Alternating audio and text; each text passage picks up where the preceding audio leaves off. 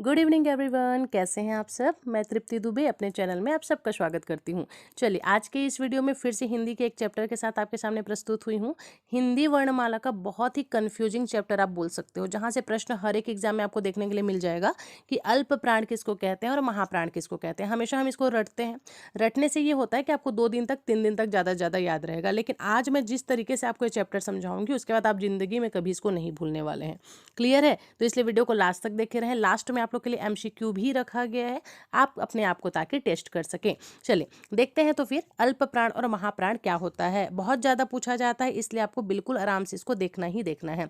तो जब हम अल्प प्राण और महाप्राण की बात करें तो इससे पहले आपको ये समझना होगा कि ये जो प्राण शब्द लगा हुआ है, अल्प प्राण और महाप्राण, ये प्राण क्या होता है। पहले ये प्राण का मतलब आप समझ लेंगे तो अल्प प्राण और महाप्राण को समझना बहुत आसान हो जाएगा। देखते हैं, देखो प्राण किसको कहते हैं। तो सबसे पहले आप समझ लो कि जो प्राण है ना, प्राण का मतलब होता है हवा। प्राण का मतलब क्या होता है? इस प्राण का मतलब होता है हवा।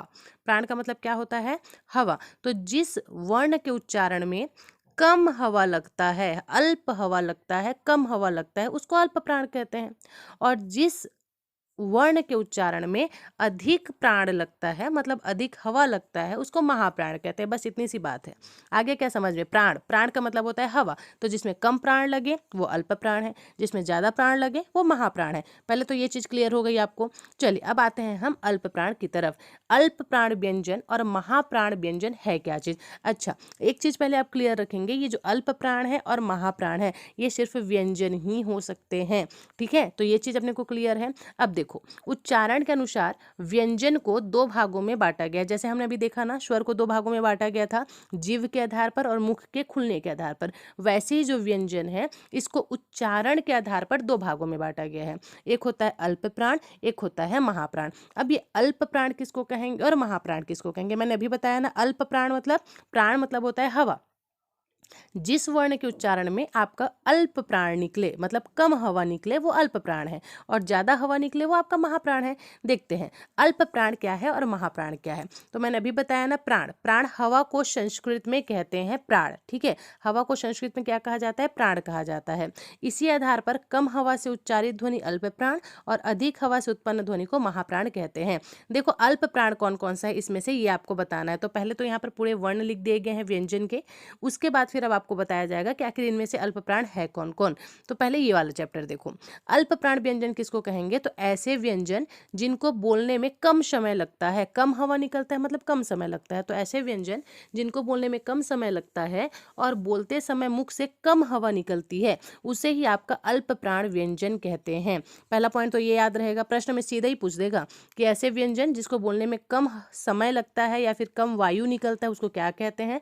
तो कम मतलब अल्प, आप सीधा ही ट्रिक लगाना यहाँ पे, कम मतलब अल्प, तो उसको हम क्या कहते हैं? अल्प प्राण कहते हैं। दूसरा इंपॉर्टेंट क्वेश्चन यहाँ पर से आपका बन जाएगा कि अल्प प्राण की संख्या कितनी होती है। तो ध्यान रखना है, अल्प प्राण की संख्या टोटल 20 होती है। कितनी होती है? 20 होती है। अच्छा, व्यंजनों की संख्या कितनी होती है भाई?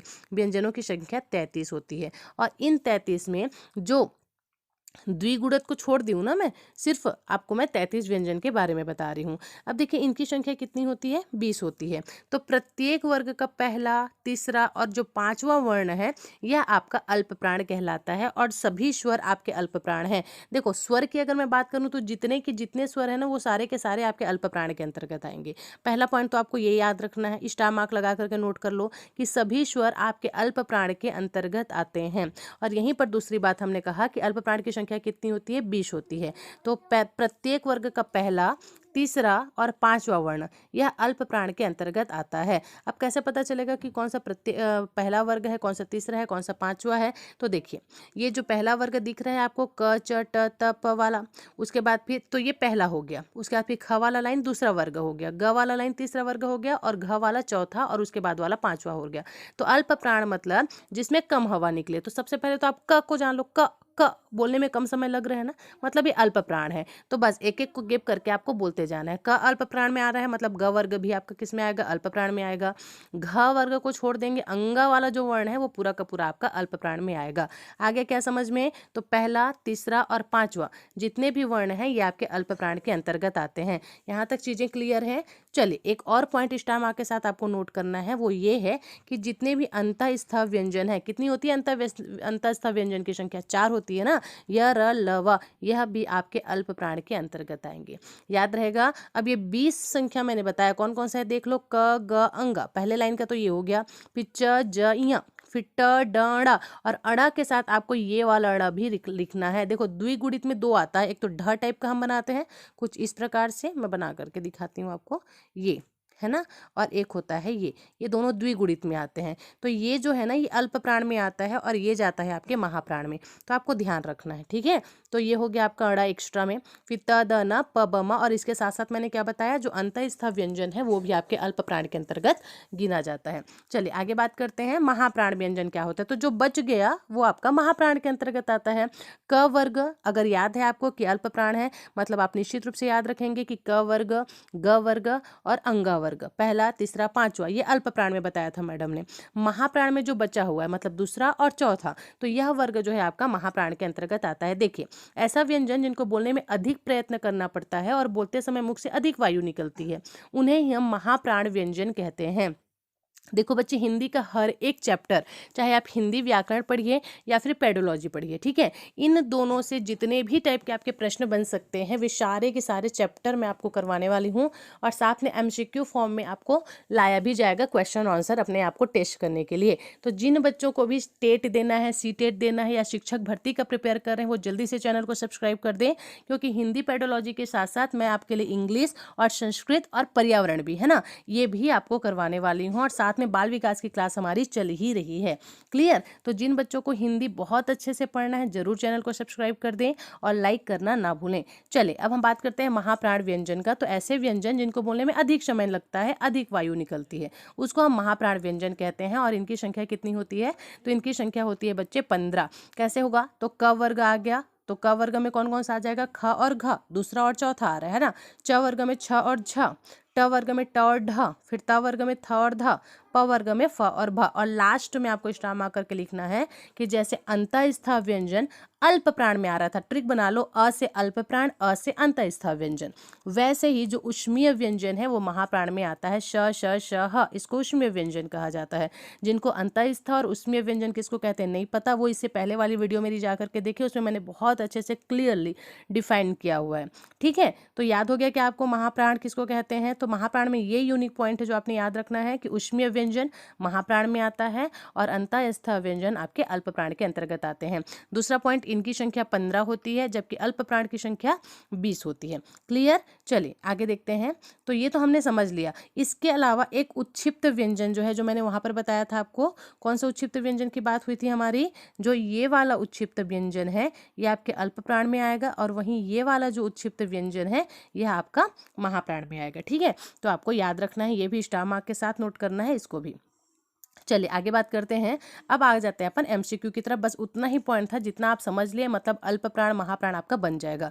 देखिए एमसीक्यू, निम्न में से महाप्राण वर्ण कौन सा है। तो सबसे पहले तो ध्यान रखो कि महाप्राण किसको बताई थी मैडम, जिसमें ज्यादा समय लगता है। इसके अलावा दूसरा और चौथा वर्ग है ना। तो देखिए, तो दूसरा में ख और घ पहला ही दिख गया ना अपने को, मतलब पहला ही हमारा क्या हो जाएगा, महाप्राण के अंतर्गत आ जाएगा ये वाला, ठीक है। चलिए आगे बात करते हैं। जिन व्यंजन वर्णों के उच्चारण में मुख से कम श्वास निकलती है उसको क्या कहते हैं, अल्प श्वास निकलती है, उसको हम अल्प प्राण व्यंजन कहते हैं। हिंदी में महाप्राण व्यंजन की संख्या कितनी होती है, अभी तो बताया ना मैंने, हिंदी में महाप्राण की संख्या कितनी होती है 15, और वहीं अल्प प्राण की संख्या कितनी होती है 20, मतलब ये हमारा सही आंसर हो जाएगा। चलिए नेक्स्ट देखते हैं। जिन व्यंजन वर्णों के उच्चारण में मुख से अधिक श्वास निकले, अधिक श्वास निकले, ज्यादा टाइम तक निकले, उसको हम क्या कहते हैं, महाप्राण व्यंजन कहते हैं। हिंदी में महाप्राण व्यंजनों की संख्या कितनी होती है भाई, 15 होती है। हिंदी में अल्प प्राण व्यंजन की संख्या कितनी होती है, जो कम है उसकी संख्या ज्यादा है, 20 होती है। प्रत्येक वर्ग का पहला, तीसरा और पांचवा वर्ण क्या कहलाता है? तो पहला मतलब क वर्ग, उसके बाद फिर ग वर्ग और उसके बाद अंगा वाला वर्ग, तो ये क्या कहलाता है? आपका अल्प प्राण कहलाता है। फिर है प्रत्येक वर्ग का दूसरा और चौथा, ये महाप्राण कहलाता है। इसी के साथ हमारा आज का भी क्लास खत्म होता है। आई होप आपको चीज़ें समझ आ गई होंगी। इतना भी डिफिकल्ट टॉपिक नहीं है जितना आप इसको बना लेते हैं। अगर आपके अंदर इच्छा है सीखने की तो 101% आप सीखेंगे। और दूसरी बात, मेरे से आप पढ़ रहे हैं मतलब मैं यहाँ पर शब्दों को बहुत सरल करके आप लोगों के सामने परोसती हूँ। तो बेफिक्र होकर के आप मेरा चैनल सब्सक्राइब कर सकते हैं, क्योंकि जब भी मैं वीडियो डालूंगी आप तक नोटिफिकेशन तभी पहुंचेगा और हर एक चैप्टर अपन क्लियर करेंगे। क्लियर है? मेरे चैनल में हर सब्जेक्ट की पढ़ाई आपको करवाई जाएगी, फिर चाहे वो हिस्ट्री हो, ज्योग्राफी हो, मैथ्स हो या फिर कुछ और हो।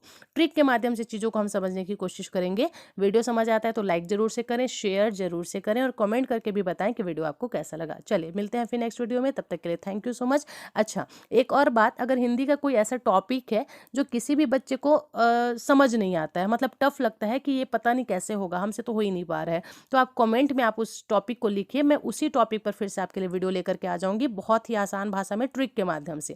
क्लियर? चलिए फिर इसी के साथ शुभ रात्रि सभी बच्चों को। मिलते हैं फिर नेक्स्ट वीडियो में। Thank you so much.